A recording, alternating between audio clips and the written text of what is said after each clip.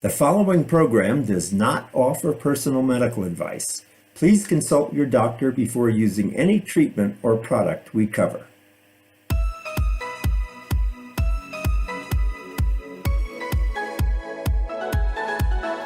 Welcome to Go to Health Media with your host, Jonathan Marks. We provide a welcoming environment where experts educate you on important health topics, answer your questions, and provide information from which you can benefit in consultation with your doctor. You can visit and subscribe to the show at gotohealthmedia.com. And now, here is Jonathan Marks. Hey everyone, this is Jonathan Marks. Welcome back to another show of Go to Health. I'm so excited when I get to interview such brilliant and informative people in the healthcare space. And today I have the honor of interviewing a friend, a woman who's become a good friend of mine. Her name is Patricia Raskin, and she talks about and teaches about positive aging. And many of us obviously are getting up there in years. And so the question is, how can we age positively? So we'll be discussing that in this interview today. Patricia Raskin, and it's R-A-S-K-I-N. Patricia Raskin is the host of the Patricia Raskin Show. She's a nationally recognized multimedia radio talk show and podcast host and award-winning radio producer, business owner, and leader. For 4 decades, Patricia has been a pioneer and trailblazer for positive media messaging through her work as trainer and media producer and host, and she has interviewed over 5,000 guest experts in her career. She coaches and provides consultation to clients who want to create or improve their own podcasts. So if you're thinking about starting a podcast, listen up, because we'll be talking about how to do that and how Patricia might be able to help you. Her programs focus on positive living, and they've aired on Fox, PBS, NPR, and the Cumulus Affiliate Network. And her radio program and podcast is currently heard on Voice America and Spotify. She has a master's degree in counseling and is a certified coach. She's the author of 2 books, Success, Your Dream and You, and Pathfinding, 7 Principles for Positive Living. She presents wellness and motivational workshops, seminars, and keynote talks for organizations and corporations and businesses nationally, and you can find her services at patriciaraskin.com. That's R-A-S-K-I-N, Patricia Raskin. Welcome to the show, Patricia. How are you? Thanks so much, Jonathan. Great to be here. Good. So tell us, what is positive aging? I really haven't heard that term before. What do you mean when you say that? I've heard about healthy aging. What do we mean when we say positive aging? Well, I think positive aging is really positive living. We're just older. It's the same thing. The difference is that our bodies may work a little differently. There are certain processes in our bodies that slow down as we get older, but certainly our minds can stay active. We may not hear quite as well or walk quite as fast or, see what we did when we were 20 years ago in terms of our eyesight. Mm-hmm. But that doesn't have to slow us down, and we can do amazing things. And in fact, I think we can do more in many cases because we have the experience and the wisdom that we've gained over the years. Mm-hmm. And when did you first begin to think about talking with the aging population? What motivated you to do that? Well, I started doing positive living over 4 decades, and positive aging actually just evolved as I got older. As I got older, I started moving into, okay, well, now let's look at what the next stage of life is going to be like, and who are the experts that I can interview who are going through this transition and life change and new phase of living. Good. And you found plenty of people to interview on this topic, I assume. Yeah, I did about 2 years ago, I did a series called Positive Aging for Rhode Island PBS. I co-produced it with them, and it aired on podcast networks, Spotify. And I've also done a healthy aging series for a local hospital in Massachusetts called South Coast Health. Mm-hmm. And I'm doing a lot of programs and webinars and seminars on aging healthfully for corporations. So I combine the teaching and training, that's my background, Hmm. with the media work. Got it. So let's get into this in a little bit more detail. What are the keys to positive aging? What do you mean when we say that, and how can we engage that in our own lives?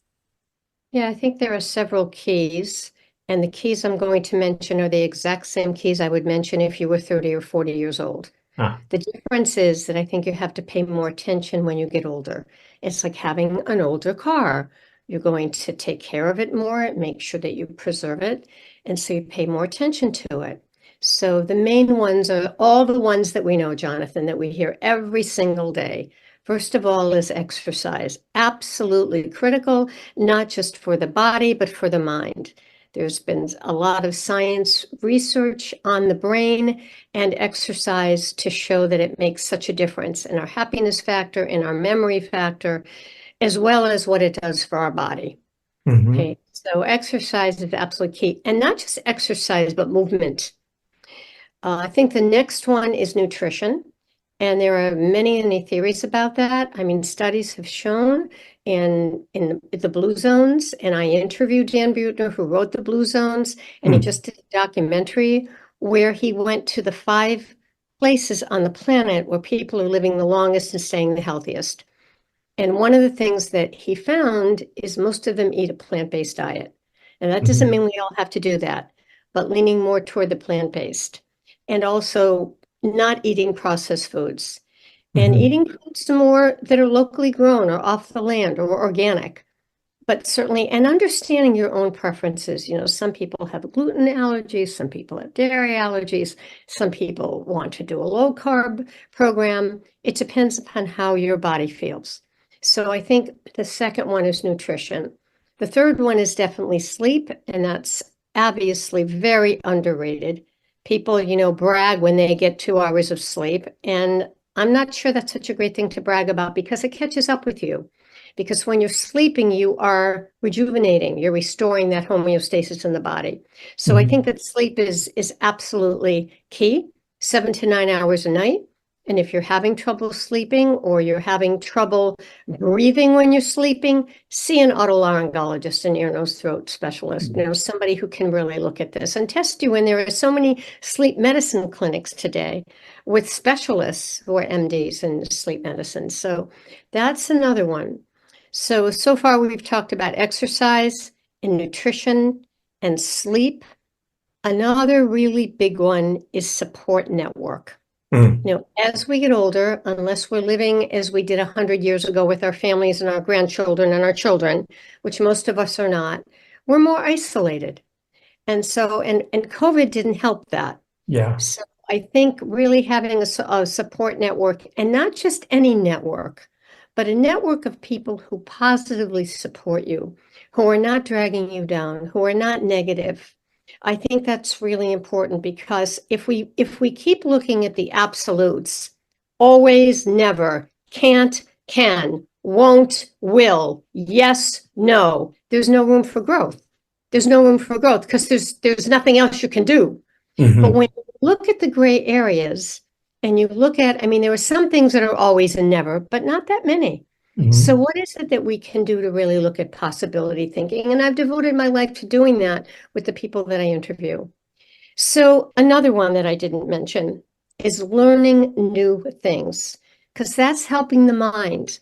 And if you read the book by Daniel Amen, who I've also interviewed, who wrote Memory Rescue, he'll tell you there are many things you can do to keep an active mind as we get older. We don't have to get dementia. We don't have to get Alzheimer's. And so many people think that's going to happen naturally, and it doesn't have to. Do crossword puzzles, learn a new language, travel to a new place, drive down a new road you've never driven down.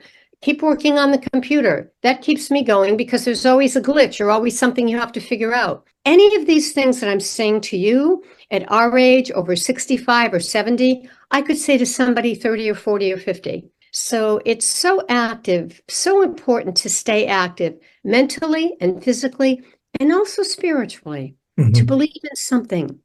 If it isn't God, it's a higher power. But something that you believe in that keeps you going, that gives you that hope. Got Because it. without hope, we can't move. If you talk to Holocaust survivors, what got them through? And if you talked, I think hope is really a big one. And before I finish that sentence, the book is Man's Search for Meaning, and the author is Viktor Frankl. And what kept him going was really thinking about his wife and seeing the love that he had for her. And also just, really believing that there was something else. Mhm. But I think that that's really, those things are important. That's a fabulous list. Can I go back through them? And I want to talk about each one a little bit more individually. Is that okay? Sure. So you talked first about exercise or movement. And the first thing that came to my mind is basically blood flow and circulation. And I don't know what other insights you have about that, but simply movement and exercise gets your blood flowing and circulation going, and your blood bringing new nutrients to all your organs in your brain to keep things Absolutely. working well. And if you're just sitting there and sedentary, you just don't get that kind of circulation. Can you say Absolutely. more about that, or what else you've learned about the benefits of movement and exercise? Well, I think it also prevents illness because, as you say, we're keeping our organs healthy. And Mhm. when we don't, then that's when the stress happens, that's the other thing is when we have the stress that the body turns from adrenaline to cortisol, and we Yes. have that, that's when the organs become diseased. So I think activity is very important. And even when you have joint issues, arthritis, I mean, I've seen it. I've seen people with severe, x-rays on their joints, Mm. and they keep moving, and they might get some relief from some ointments or creams or some anti-inflammatories, but it's really important not only to keep moving, Jonathan, but it's the attitude. I've Mm. got to tell you, it's the attitude. Mm. I mean, you can say this, and if I look at you and say, yeah, well, that's nice, but I really don't feel like moving. I'd rather watch TV all day. Mhm. It's not going to happen. So you have to become a believer, and this is not a one-off. This is a way of life. And we all have things we live with. We all have maybe, emotional issues that we deal with, physical issues, family issues, and it's how do you work through them and keep that attitude moving? I mean, I think it's very much, yes, you must do the physical work, but you also need to believe that there is possibility. You Mm. need to be able to see it. Thank you for that deeper look. I also wanted to talk about nutrition, and I just wanted to share with the group, and then you can comment on this as well, Patricia. I worked on a project for 5 years called New Brain Nutrition, and it was a group of 100 scientists in Europe, and they were doing clinical studies on how your nutrition affects your mental health, how your nutrition and your lifestyle affect your Yeah, mental health. What they were studying was how the vagus nerve is really this amazing communication system between your gut and your brain. It's an immediate communication system. And what you eat creates chemicals and nutrients that your brain needs for good health. And without these nutrients they're really not part of your body or what your body produces, but it's produced because you are eating good and healthy food.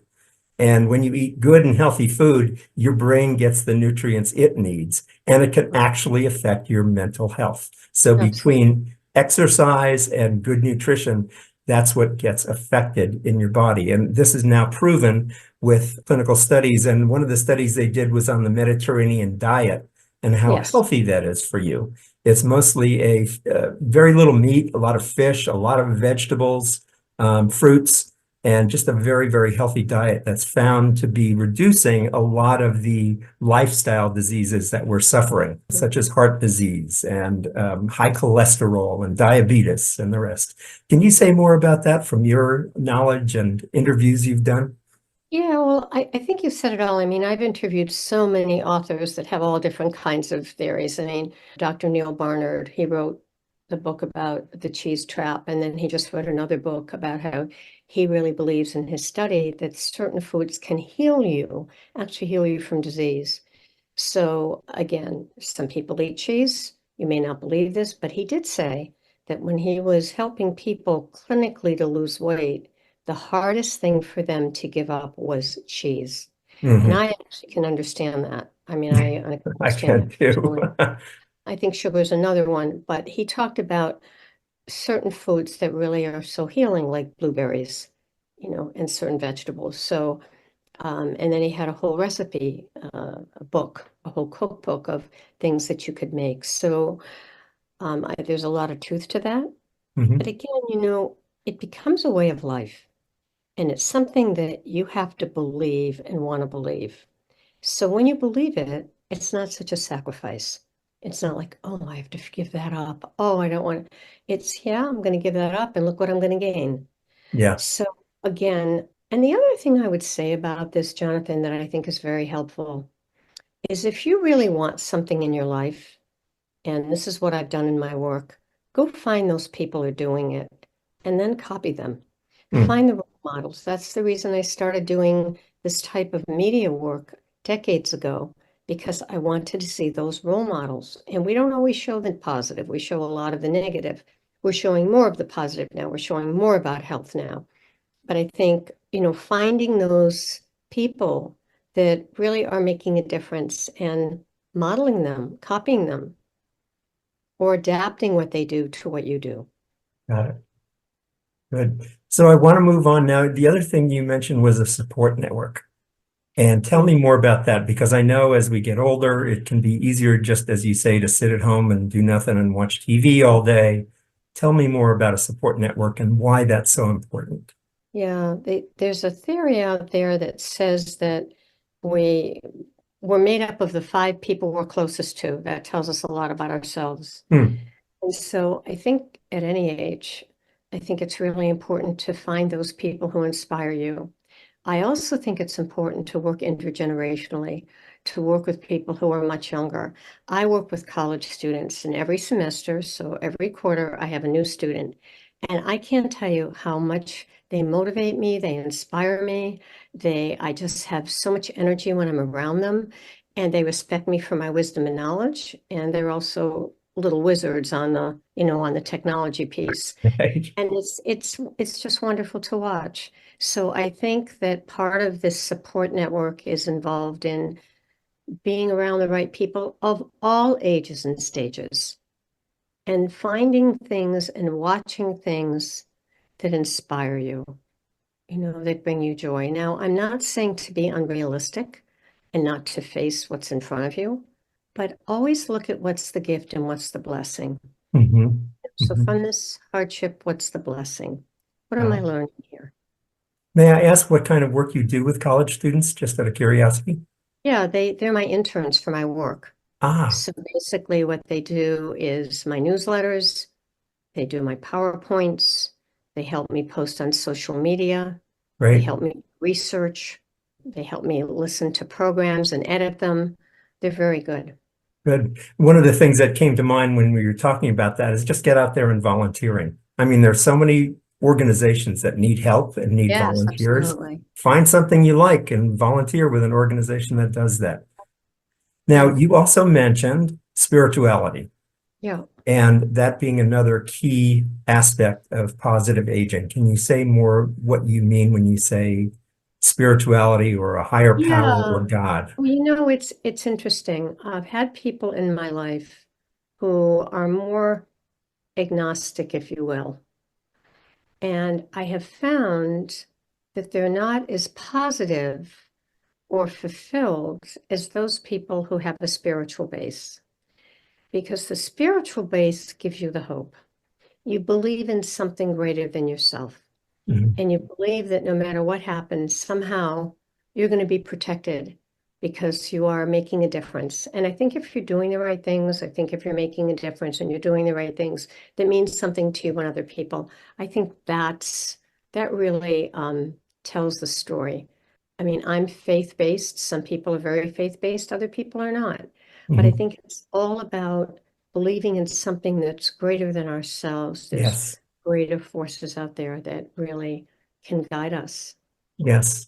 You know, we're really made of different parts, and people sometimes forget about that spiritual part, that Yeah, connection with something bigger than ourselves. And if we don't have that, we're just totally focused on us and our ego and what's good for us, what's bad for us. Is somebody in our way? Is somebody annoying us? But if you really have a belief in a higher power, or a God of some kind, whoever it is you believe in, there's something bigger than yourself. And it can remind you on a daily basis that it's not all about you. You're just part of a piece of a huge world. Let's say a little bit more about the importance of learning. Yeah, I think, again, learning something new. I mean, what keeps me really going is the work that I do, the interviews, the podcasts, keeping my own business, getting out there. I mean, that's what keeps us alive. And I'm sure you've heard a lot of stories, I have, of people who were very, very active and retired and did nothing. And then they got sick. And some of them, passed within a few years. So I do think that it's all about activity, and it's not about the number. It's not about the chronological age. We're living longer. We have all these medical breakthroughs that are coming in, and I interview those authors like Michael Roizen, The Age Reboot, fantastic. And the technology breakthroughs where we can help older adults, adults at any age that maybe have mobility issues or other issues, cognitive issues, with all kinds of electronic, technical, there are robots, there are sensors, there are devices that really help to make it easier for us that we can use. Good. So we've been talking with Patricia Raskin about positive aging. We'll be back after a couple of messages, but I just wanted to thank you, Patricia, for being here to talk about positive aging. And what I want to talk about in our next segment is kind of your background and how you got into this and your experiences. So stick around to learn about how Patricia got into all this, where the genesis of it's from. We'll be back in a couple of minutes after these messages. Thanks for being with us. Stay tuned. Go To Health Media wants to interview your healthcare organization in depth for 1 hour. Our primary mission is to help healthcare organizations like yours get your word out. That fulfills our secondary mission, which is to educate the public about the best healthcare alternatives for them. Who wants to interview you in depth for an hour? We do. At Go To Health, we take that 1 hour interview and do more with it than your leftover turkey did after Thanksgiving. We publish the full interview on YouTube and 8 podcast networks. We create video shorts and post them on YouTube and our social media sites. You take those same videos and post them on your website and social media. We do keyword research and create content from your interview to place in blogs and social media posts tagging you. We create a press release that puts your web address on more than 350 news websites. All this from one simple interview. Our efficiency and success at social media makes this affordable. We can do this once, or we have a 6-month program where we repeat the cycle. Who else will do this kind of marketing for you? Go To Health Media will. Schedule a no-cost consult with us today at gotohealthmedia.com. Welcome back to Go To Health Media. This is Jonathan Marks, your host. Thanks for being with us. We're talking today with Patricia Raskin, who has the Patricia Raskin Show. It's on a number of podcast networks on Voice America, and she talks about positive media messaging. And today we're talking about positive aging. So in our first segment, we really talked about Patricia's description of positive aging. What I wanted to find out in this segment was how you got into this. Patricia, tell us a little bit about your background and how you got to where you are today. I always find that fascinating, and I know our audiences can find it inspiring. Yeah, it's kind of a circuitous route, if you will. It's not what I expected. So I grew up in a traditional family and went to college, and I was a teacher and a guidance counselor. So I got my degree. I taught for 4 years. I got my master's degree, and then I was a guidance counselor. And somehow I've just always been ahead of my time. I've been a pioneer without really trying. It's just kind of happened for me that way, particularly with health and wellness. I was thinking about it, at a very young age. So to answer your question, I remember walking around town. I was a guidance counselor at that point, and someone said to me, cable television is just starting in our community. And this is dating me, but this is, decades ago, and it was just beginning. And I said, really? And they said, you could go down there and do your own program. I said, really? I said, I think I'm going to call them tomorrow and I'm going to tell them that I would like to do a show on positive people. I mean, it was like just like I'd be talking to you. Hmm. So I called the station. I told them my idea, and they said, that's a great idea. Come on down and do it. And I said, what? It's like, what? I mean, I've never done this before. Now, I had been a child singer. I sang a lot in choirs. I came from a very talented musical family with a mother who was a pianist, two baby grand pianos in the living room, which I thought was normal, which wasn't. I had a brother who played. So it was music, music, music everywhere, and dancing, dancing, dancing, ballet, and dancing, dancing, and singing, and duets, and blah, blah, blah, blah, blah, constant. So I was used to that. So it was easier for me to make that decision to do something like this because I kind of had that performance streak from my background. So that was the very, very beginning. And it was in a small town in North Shore of Massachusetts. And from there, I did more cable TV. And then I moved on and started doing programs on network television and network radio. Hmm. And when I did my first program on network television, I had a public affairs show on Fox. And I remember I went into the manager, who's still my friend today, and I said to her, I want to do this show. I said, I believe in this. I really think people need to see role models. And she said to me later, you were so convincing and you had such a passion about this. I said, okay. For years, I did a lot of this. I also did training, which I still do, and wrote books and the other parts of my work, and some event planning sprinkled in there because of my communication skills and organization skills. But then when I relocated, I had lived in the South for a while and I came back to my New England roots. I had an opportunity to do another radio show here because I had had a radio show on broadcast radio and I had done some things for PBS. I had done some documentaries, and to exemplify the pioneering spirit, I did a TV documentary for North Carolina Public Television on positive aging in 1996. Wow. And I just did a podcast for Rhode Island Public Television in 2022.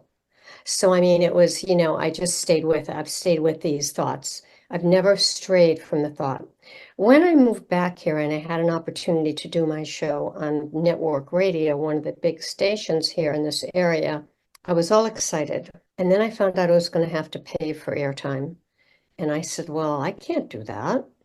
And then I thought about it for 2 weeks and called the station back and said, I don't know, but somehow I'm going to do it.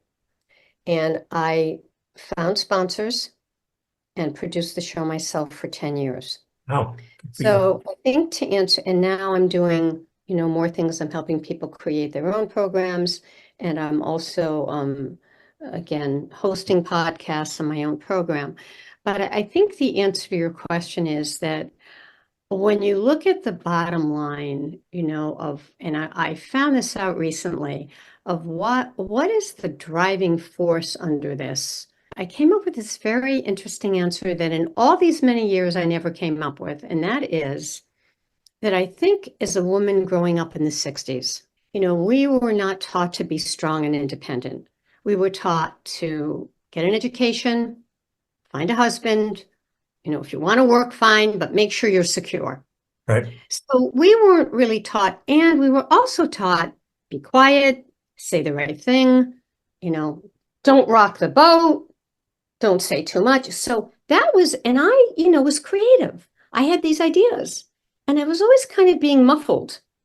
And I realized later on that what this work does for me, it allows me to have a voice, to interview people like you and interview celebrities and experts.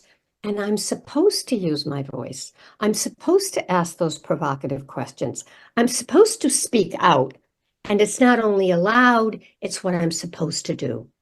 And I think that has been such a driving force for me, that I can have a voice, use my voice, and through it, grab these amazing messages from these people who really inspire me.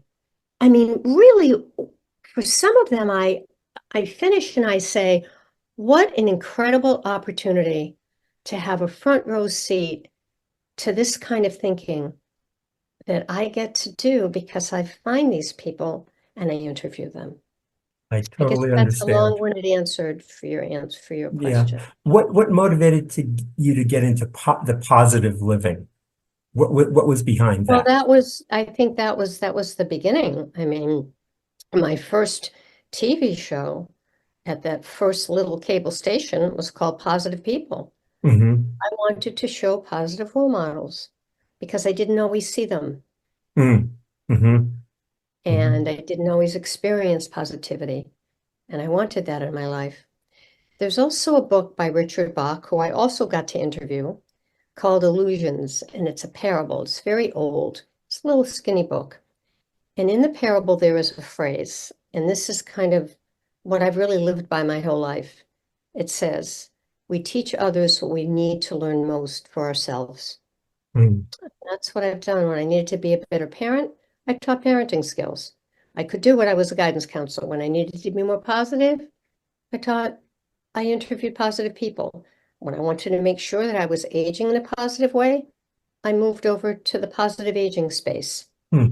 I love that quote. We teach people what we need to learn most ourselves. Yeah. Yeah, that's great. That is great. That's good. That's a good thing to remember. Good for you. Great. Thank you. So somehow I guess there was negativity in your life or whatever, and you felt it was Yeah. somehow you just got this impression that you didn't want to be in that energy and you wanted to find more positive energy. Is that kind of how it worked? I Yeah. think there was a lot of well-intentioned criticism. Mm-hmm. I think that can be helpful if it's presented in ways that are encouraging and helpful. Yeah, constructive. Got it. But Good. when it's not, I think it's damaging. The only other thing I think I would add to this, all of it, is that I'm like everybody else in that I get down, I get anxious, I get scared, I get sad. I mean, I go through what everybody else goes through. Mm-hmm. The difference is that I don't stay there for a long time. And I'm able to look at what's the opportunity and the obstacle, Mm-hmm. right? It's when you don't see the hope, that's when things can start to close in on you. So I think as long as you can keep that ray of hope, that light, that ray of light, and then you find another way. It's made me very resourceful. You said something just now that really resonated with me, which is everybody can get down. And what you just said, which really resonates with me, you don't like to stay there very long. Yeah, I do know people who are habituated into feeling down, feeling downtrodden, that they can't get out of whatever situation they're in. But it really takes a strength. There's an inner strength you have to kind of poke a hole in that cloud and see that there is sun that can come through and that things can be different from the way they are now. Absolutely. Yeah, good. Well, thank you for sharing that feedback with us, Patricia. It's very inspiring. So we will be back after this message with our final session with Patricia Raskin, and she's going to talk about, or I'm going to ask her about, the kind of podcast training that she does for people who want to get their message out there. She's an expert. She's award-winning. She's, as you've heard, she's been on many different major broadcast media channels, and she can share a little bit more with us for those of you who are interested about how to get started with that and how she can help you do that. We'll be back right after this message. What happens when people visit your healthcare website? Most visitors spend only a moment or two. If they don't find answers to their questions or problem, they leave without engagement. How would you like to increase both engagement and time on your website so visitors can learn more? Now you can with Go to Health Media's new AI chatbot assistant. That's right. We're using AI to educate visitors about all the information that's on your website. Did you know that people now expect websites to feature chatbots for convenient interactions? And they prefer chatbots for getting quick answers. And they rate those interactions positively. Meet your favorite new employee. It never sleeps, never gets sick, takes no vacation, and replies to visitor questions promptly. We help train your AI chatbot assistant from the information on your website. We test it to assure it gives the answers you want. And your chatbot can help set up appointments too. The right answers, right on time. free up your staff, save time and money, increase engagement, and gain new clients. Go to Health Media's new AI chatbot assistant. Learn more today at ai.gotohealthmedia.com. Here we are again, Jonathan Marks with Go to Health Media, and we're talking today with Patricia Raskin. She's the host of the Patricia Raskin Show. She's a nationally recognized multimedia radio talk show and podcast host, an award-winning radio producer, business owner, and leader. You can find out more about her at patriciaraskin.com. That's RASKIN, patriciaraskin.com. So Patricia, you train people on how to get their message across, how to build a podcast. Tell us more about those services and what are the keys for success there. Well, there are 4 parts to having a podcast. And so I teach a course in all 4 parts, and then I do individual training and coaching. And for some, I host their show, and depending upon what people need. But there are 4 parts to this, Jonathan. The first one is the content. What is your content? What is your concept? Why are you doing this? What's your why? What are your topics? Who do you want to target? And what will they gain? Why is this needed? So that's the first part. Mm-hmm. It takes a little while. Second part is now you've got that down. You've got your topics. Now, how do you deliver that effectively? How do you present it so that it's interesting, it's engaging, that you maintain your listeners?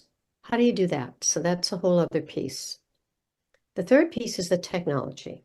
Now, for some people like myself, I don't do the technology part, so I will have other people do that. But for people like yourself who might want to do the technology, then it's learning how to use your computer to then record and edit and then promote your podcast online. Okay. And then the fourth piece is the marketing. Because when you're on a network station, which I've been on for years, you don't have to promote as much. Today you do, but not as much, because people will find you because they're listening to the station. Mm-hmm. That's not so in podcasts, unless you're very well known, you're a celebrity, and then they're just going to go to you anyway. So you need to let people know. And so that's promotion. It's Mm-hmm. marketing, it's social media, it's newsletters, it's blogs, it's talks, it's getting the message out there. So those are really the 4 components: the concept and the content, the delivery, the technical part, the production part, Mm-hmm. and then the marketing piece and promoting the piece. Promotion. How long have you been doing this? Have you had a lot of students that have had success? Well, I've been doing media work forever. Yes. But I think in the last few years since podcasts, podcast is a radio show. It's just online. Seems Right. like old radio. Look at what we did in the 30s. It's the same thing, because now the difference between the podcast and the radio show is that you can really tell your story in any length you want. You don't have FCC regulations. You don't have commercials. You can put them in, but you can be very creative. And I've taught several classes, and I've worked with several people, or, more than several, who have had their own podcasts. Some of them already have it, and I've helped them improve it. For some, I've done the interviewing, and for some, I've just helped them with concept creation. So people can learn more at patriciaraskin.com. And when people take the training with you, if they go through those 4 pieces, what kind of time commitment is that? Well, it depends. I often will run the course through an organization. And so if you're interested, people can sign up for the organization, and sometimes they can get the course at no cost. Again, I do it in 4 pieces, and I usually find an organization to run it through, whether it's a chamber or whether it's Center for Women in Enterprise. Sometimes the state will run programs, Mm-hmm. and they are, they're looking for content, and they will provide it to businesses at Mm-hmm. no cost or low cost. So there are different ways to deliver it. Got it. And I have some of them on my website that people can watch. Good. So we've been talking with Patricia Raskin. She is the host of the Patricia Raskin Show. She does a lot of interviews. She's interviewed over 5,000 guests. She focuses on positive living, and in these days on positive aging, which we've been talking about today. And Patricia is also a very talented teacher and counselor, and teaches people how to have a popular and successful podcast. Patricia, thanks so much for being with us today. It's been great having you. It's been great to be here, Jonathan. Thanks for the great questions. Sure, my pleasure. Everybody, we'll see you again next time. Thanks so much for being with us today. This is Jonathan Marks with Go to Health Media. Have a great week. Take care.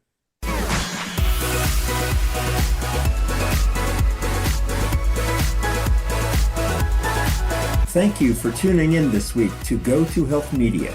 Be sure to join Jonathan Marks and another health expert next time. You can also catch the program on your favorite podcast platform. Until our next show, be sure to visit us on the web at gotohealthmedia.com and elevate your life.